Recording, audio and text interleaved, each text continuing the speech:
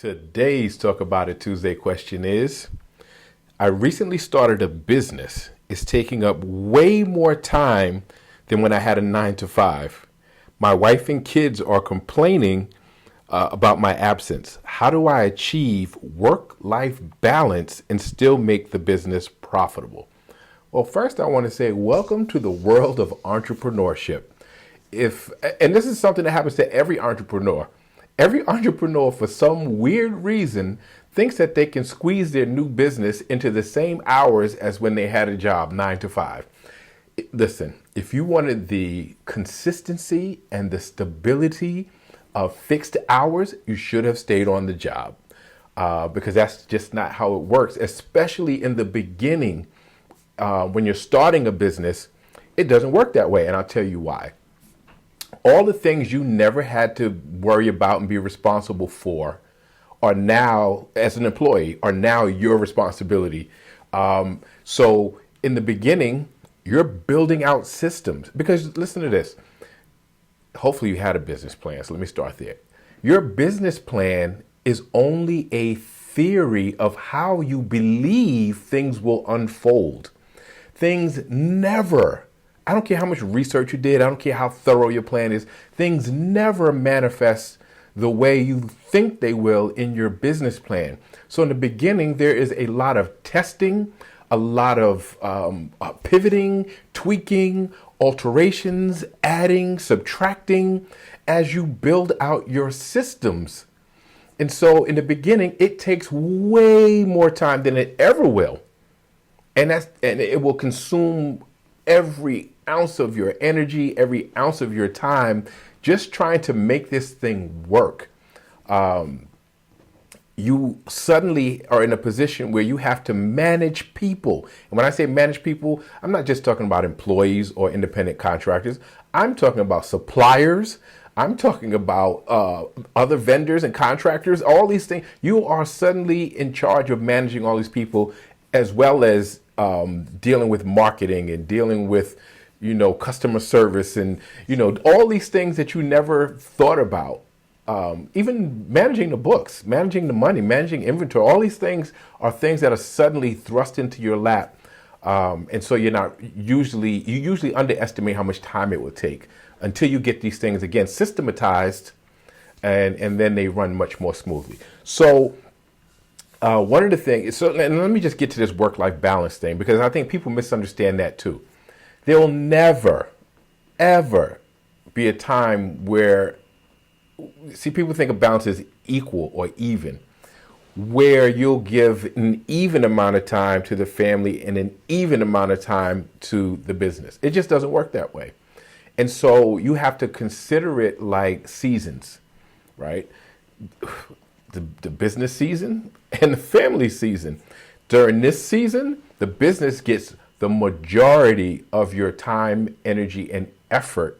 Again, until you can systematize it and put things in place where you can better manage your time, energy, and resources, and then the family can get the bulk of the time, energy, and resources. But you have to have that conversation with your family. You have to be able to communicate to them that, hey, I'm all in on this thing. And this is the outcome that I anticipate. And I'm estimating it'll take this long, but it might take a little longer depending on how this thing unfolds. But I will be back. And when I'm back, because this thing can pretty much run itself, I'm all in, right? And so they have to understand that it's a seasonal thing. There's no such thing as, I can give, because somebody's going to suffer either way. If I give half my time to the business, half the time to the family, it's not going to work, right? You have to commit fully to that business until it's able to, again, pretty much run itself, right? And then you can give tremendous amounts of time to the family. So important to understand that. Next thing you have to do is prioritize your resources. You have to understand yourself. Am I the best person to do everything in the business? Probably not. Because one, you're probably not skilled enough to do everything that's required in the business. And two, you can't divide yourself up enough to give adequate attention to anything if you try to do everything. So whenever possible, automate as much as possible. There's so much technology available today that allows you to automate just about everything.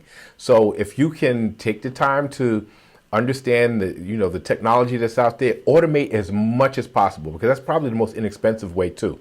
Automate as much as possible, and then outsource everything else that doesn't require your specific skills, right? So when you're talking about what you're going to contribute to the business, what's your specialty? What is it that you bring to the business that's unique that nobody else can do? Not that nobody else can do better, because it's not about everybody.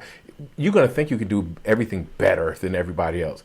It doesn't have to be better. It has to be good enough to make this business a success. But there are some unique things that you might bring to the table that only you should do. Everything else, like I said, either automate or outsource. I talked about communication. Communicate and check in. Check in with the family.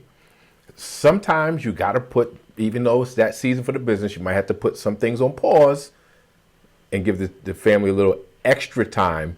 And it could be a family event. It could be, your kids have something at school, or it's a birthday or a holiday, or anniversary, whatever it is. Sometimes you got to put that on pause and give full attention to the family. The business is going to be there. Taking a day off is not going to make the business collapse. It's not that fragile. So check in every once in a while, and if they need it, you just got to pause and make sure they get it. But communicate with them regularly and remind them it's just a season, and your season is coming.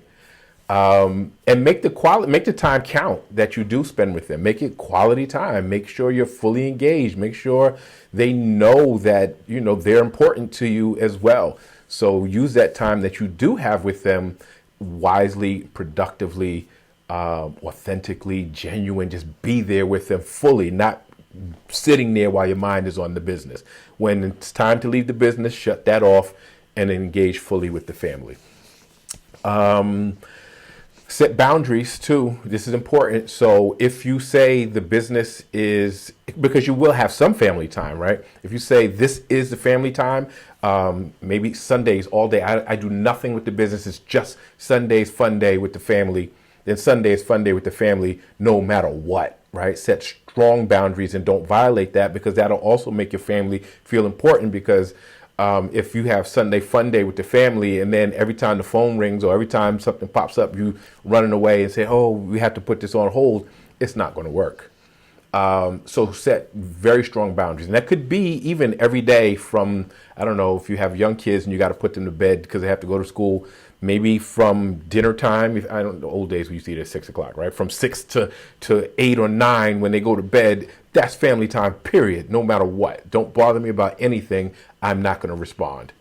The other thing, if it's possible and if they're interested, get the family involved, right? So, and I'm not saying they have to do the heavy lifting, but maybe they can do something where they can spend a little time. Maybe the kids can shred papers, or I don't know, data entry, depending on how old they are. Maybe they can all get involved in something that you're doing in some phase of the business, so they can get to not spend family time with you, but just spend time with you in a way that they know is meaningful to you as well.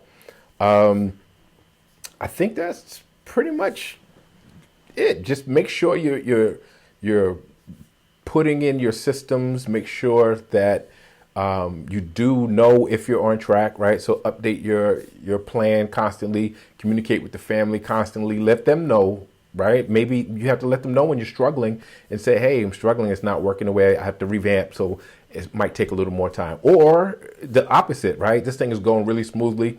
Our season might come sooner than we thought. But just, again, reinforce that it's a seasonal thing and that you might not be fully there for a little while until this thing, takes off.